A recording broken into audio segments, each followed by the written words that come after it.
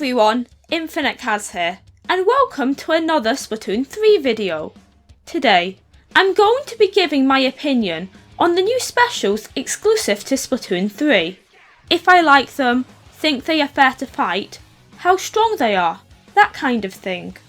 Splatoon 3 introduced 10 new specials, on top of some returning ones from Splatoon 2, to make a grand total of 15.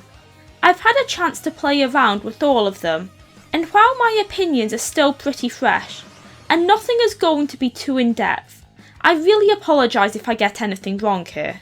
I want to give some early impressions. With that being said, let's get right into it. The first special I will be talking about is the Trizooka, a spiritual successor to the Inkzooka from Splatoon 1.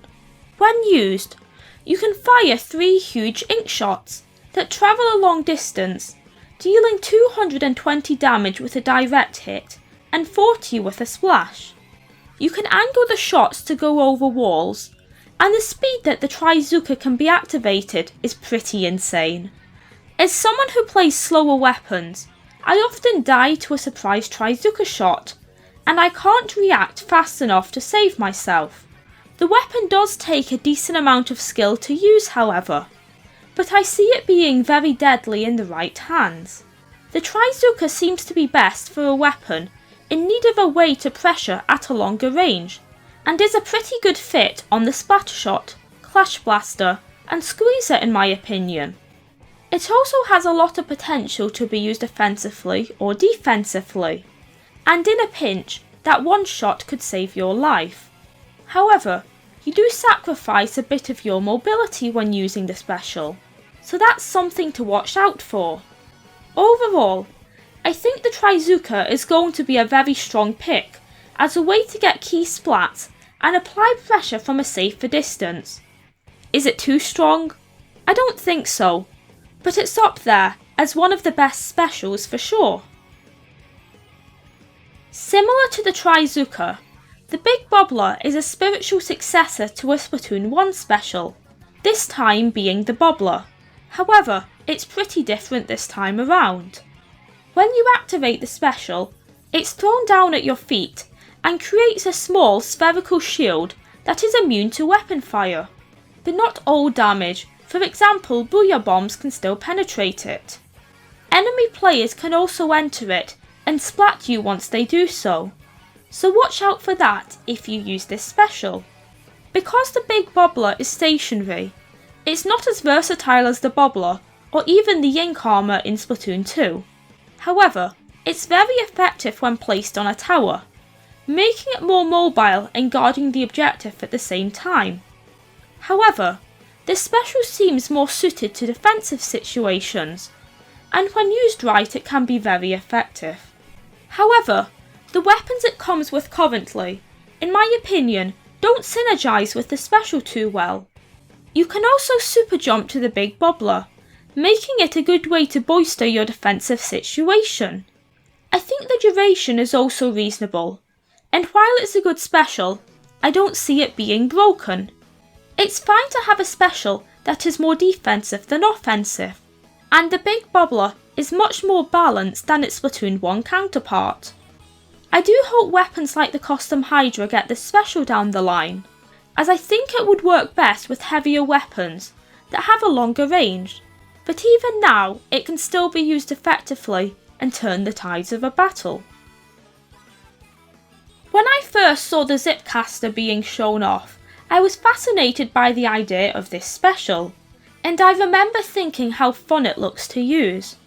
Well, the Zipcaster is certainly a fun special, but not super strong in many instances. When activated, your sub-weapon is replaced with the ability to stretch your arm and grab onto walls far away, making you move rapidly across the map, where you can flank enemies and get some surprise picks. The special itself can do between 35 and 95 damage if you aim it correctly, but its utility is much more important. It allows you to get different angles on your opponents and use the element of surprise to get picks. However, you are quite noticeable and still pretty vulnerable. which can make you an easy target for fast killing weapons and people you may not have noticed. When the special runs out, you jump back to the point you activated the special at, similar to the inkjet, which I like, as it means you can be more risky with your plays, and not have to worry about getting out of a situation. However, this special is pretty offensive, and doesn't provide any support to your team outside of any picks you may get.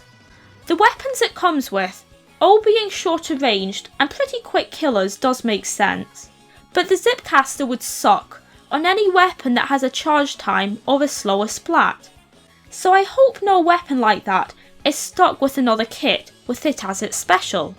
While fairly situational, I love how fun and satisfying the Zipcaster is when used right, and I feel like as people get better with it over time, we will be able to see how good it really is.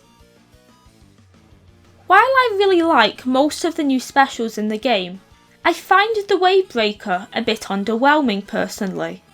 It's a special that can tag your opponent, however, it doesn't have that much impact on a game in my opinion.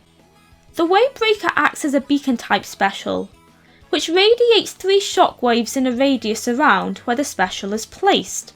It deals 45 damage and can tag people, but the shockwave can be jumped over, making it less lethal than other specials.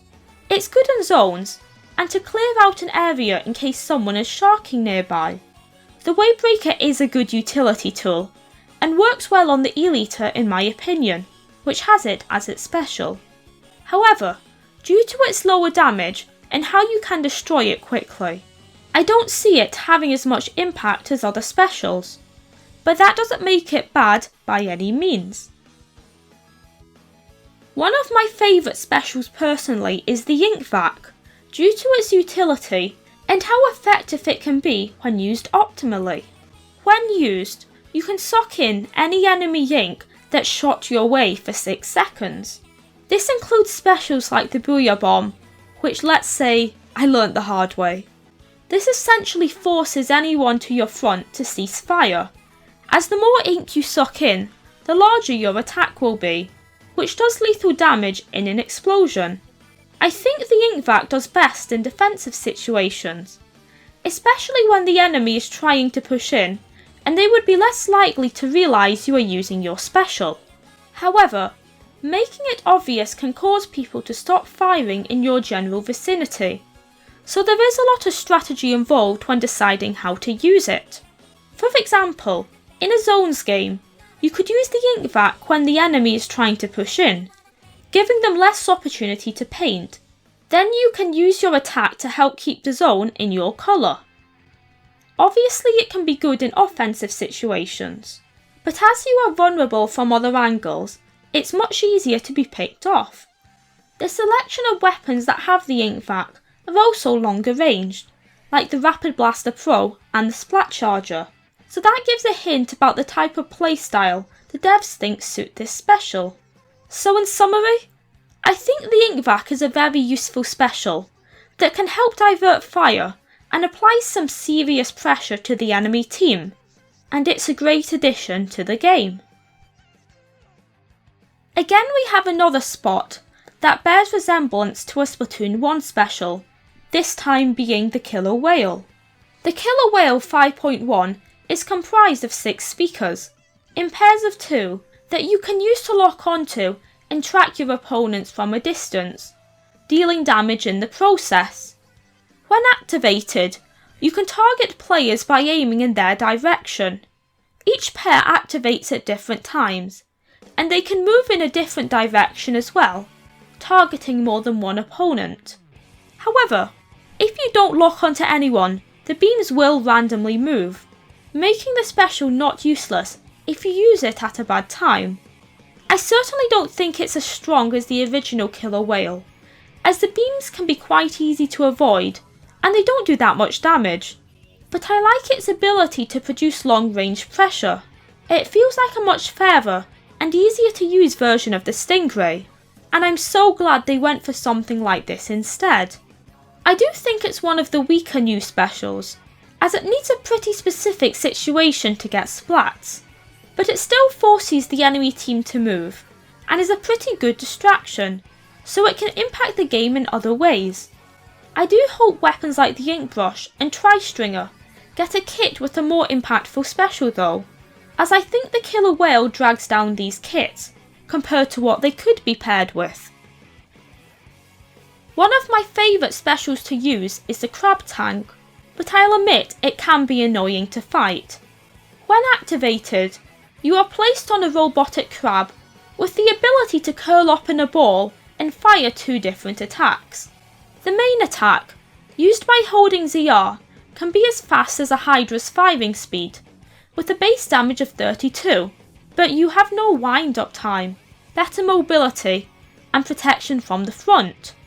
Your other attack, which is unleashed by pressing R, acts similar to an explosion shot, giving you the ability to hit people behind walls and trap them with the explosion radius. When used right, this special is so strong, with the ability to ball up and be invulnerable, joint with your damage output. It works well on any weapon, but shorter ranged weapons benefit more from the addition of long ranged pressure. I think it's one of the best specials in the game for sure, due to its versatility and pressure output.